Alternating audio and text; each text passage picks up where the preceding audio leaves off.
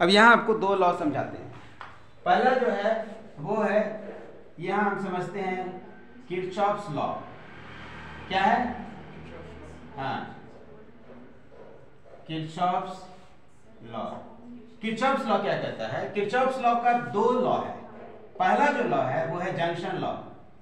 क्या है? Junction law. और दूसरा जो है वो क्या है? Loop law.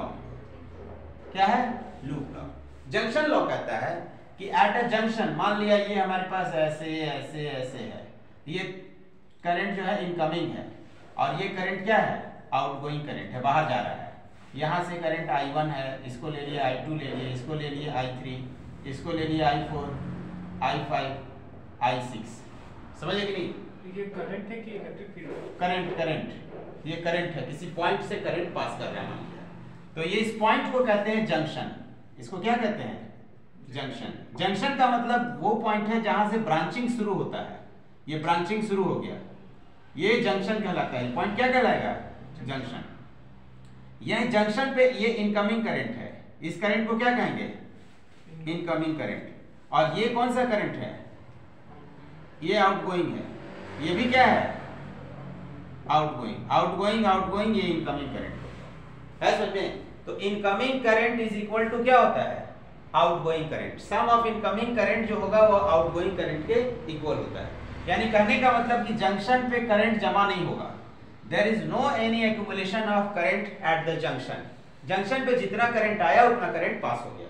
तो इसको हम लिखते हैं ऐसे, sigma I at junction is equal to 0। यानी sum of current, sum of all current at junction is equal to 0।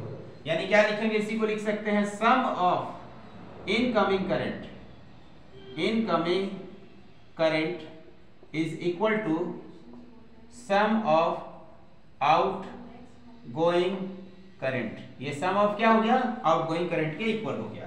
यानी जितना करंट आ रहा है, यानी यहां क्या लिखेंगे? आने वाला करंट कौन कौन सा है? I3, I1 और कौन सा है? I2। तो क्या लिखेंगे? I3 plus I1 plus I2। और जाने वाला करंट कौन कौन सा है? बोलो। I4 plus I5 plus I6 है कि नहीं जाने वाला करंट?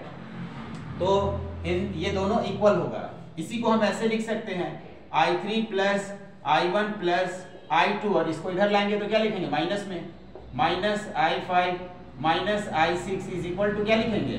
0। सिग्मा का मतलब हो गया सम।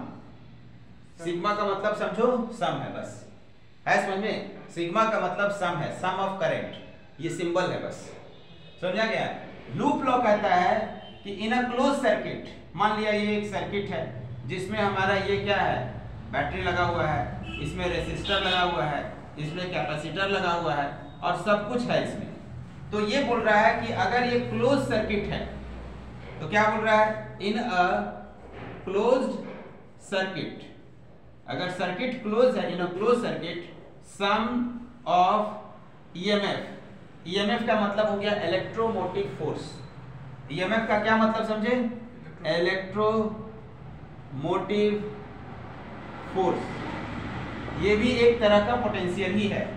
इन a close circuit sum of EMF is equal to 0, is equal to 0। इसी को लिखते कैसे हैं? तो sigma V is equal to 0 in a close circuit, in a closed circuit. ये एनर्जी कंजर्वेशन पे बेस्ड है। ये जो है लॉ एनर्जी कंजर्वेशन पे बेस्ड है। तो यही दो लॉ इंपॉर्टेंट है जिसको हम लोग ऐसे सिंबल देकर लिख सकते हैं और स्टेटमेंट में लिखना होगा। मान लिया एग्जाम में आ गया कि राइट किरचॉफ्स लॉ, तो किरचॉफ्स का दो लॉ है, एक हो गया जंक्शन लॉ, एक हो गया लूप लॉ। लूप लॉ को ही हम लोग वोल्टेज लॉ भी कहते हैं। इसी को क्या कहते हैं? वोल्टेज लॉ, या इसी को मेश लॉ भी कहते हैं। क्या कहते हैं? Mesh law. याद रखिएगा, कॉपी कर लीजिए इसको।